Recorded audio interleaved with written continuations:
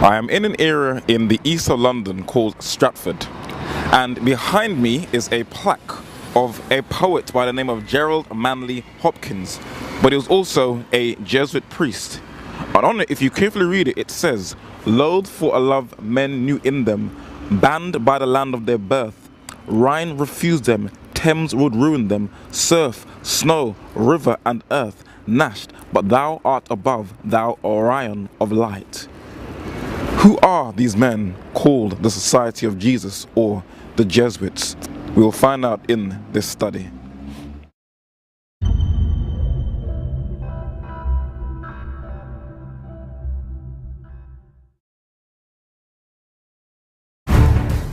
Spanish priest Friar Adolfo Nicolas is in control of one of the largest and least known militias on earth.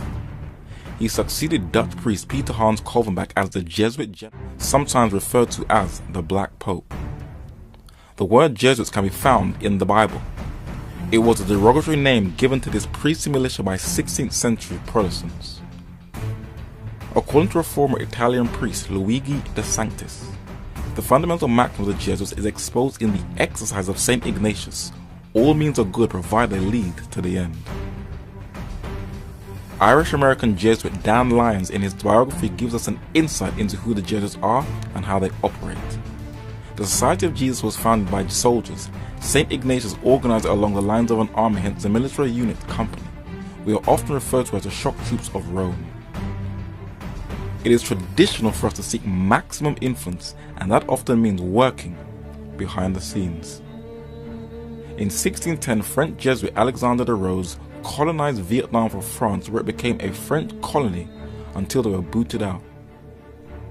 Catholic President Diem was installed to continue to control that region for the papacy, and the United States, whose foreign policy of anti-communism was identical to the papacy's, were used as instruments to crush communism in Indochina, and the usual Hollywood propaganda was used to justify the war that the United States and the papacy shamefully lost, where sadly, the Vietnamese culture has still not fully recovered from this war till this very day.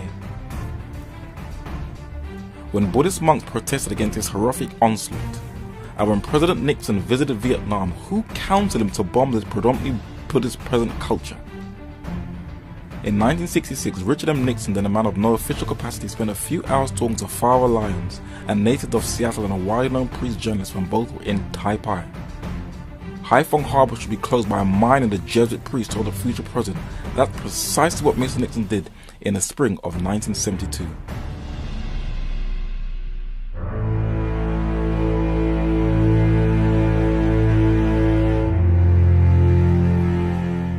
In 2011, a film trailer was released called We Have a Pope, a comedy on the election of a new pope. Was it just Italian satire, or was it preparing the world for the resignation of one pope and the installation of a brand new pope? There is nothing wrong with speculation. The cardinals are adorned in bright red, the prophetic color of the papacy in the apocalypse. But what is very interesting is the striking similarities between the pope in the film and the elected Pope Francis I. The excellent PR of the papacy has presented him as a people's person who cooks his own food and takes the bus like a commoner, and most of the world press have already praised him. But there is a very dark, unrepentant chapter of his life that won't die that easily, that time and most of the corporate-controlled Western media have glossed over: his role in the 1970s dirty war in Argentina. A human rights lawyer accused him of war crimes as documented in the LA Times of April 1st, 2005. But this has been sadly overlooked. 30,000 people were killed in that dark episode of Argentine history, and recently classified documents shows the United States gave full backing of that coup.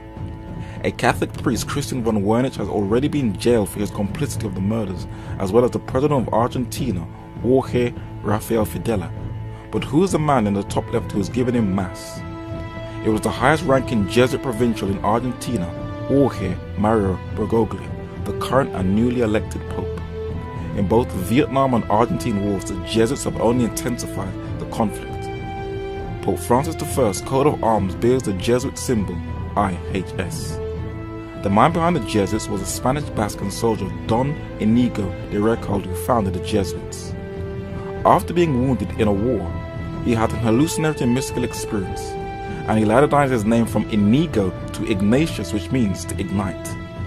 While studying in France, he recruited a company of young impressionable minds, and in 1534 the Jesuits were founded in France, where it was officially approved by a papal bull in Italy in 1540 by Pope Paul III. The Jesuits' modus operandi is that in order to control the policy of the world and future generations, you educate the children of today in medieval secular Catholicism, as the late French scholar Edmond Paris has confirmed. The Good Fathers, as is well known, are just masters in the art of keeping up with their former pupils and in following them in life and giving them their support. Needless to say, they expect their pupils to reciprocate.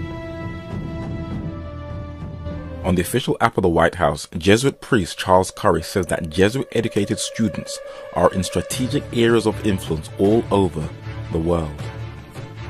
John Brennan, the newly elected director of the CIA. Janet Napolitano, 3rd United States Secretary of Homeland Security. John Kerry, United States Secretary of State. Dennis McDonough, White House Chief of Staff. Mark Thompson, CEO of the New York Times and a former Director General of the BBC. Michael O'Leary, CEO of airline Ryanair. Peter Sutherland, Chairman of Goldman Sachs International, the London School of Economics and Financial Advisor to the Vatican. Mario Draghi, President of the European Central Bank. Emilio Botin, CEO of Spanish bank Santander. And Herman Van Rompuy, the first and current President of the European Council.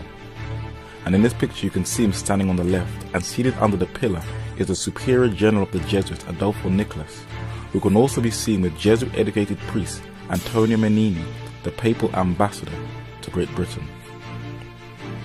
Although this plaque is talking about Franciscan nuns, it does sound similar to the Jesuits' experience, banned by the land of their birth. The Jesuits have been expelled from over 100 countries all over the world, including the Vatican itself by Pope Clement XIV in 1773. The reason for this, their philosophy, the end justifies the means, has encouraged Jesuit warfare to crush Protestantism. Diego Lainez, the second Superior General of the Jesuits, orchestrated the ethnic cleansing of Protestants in France in 1572. French King Louis XIV in 1685 was instructed by his Jesuit confessor Francois de la Chaise to force the Protestants to either join Catholicism or ethnically cleanse them from France, and that's exactly what he did.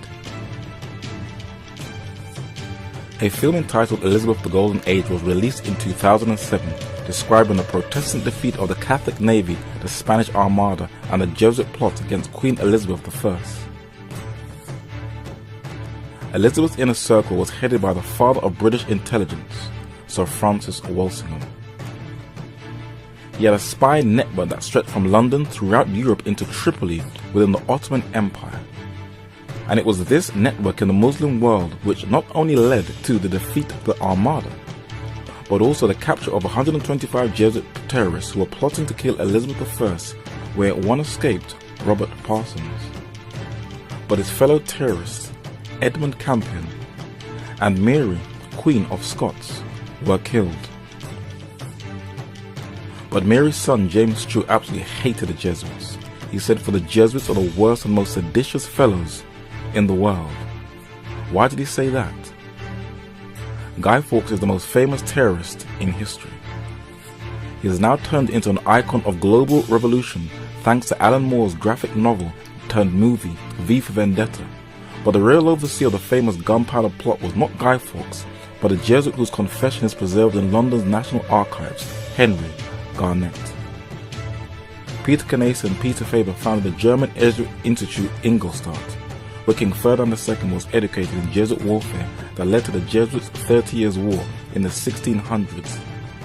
But as documented in a very rare book, The Vatican Against Europe, by the late French scholar Edmond Paris, the Jesuits were instrumental in another 30 Years' War.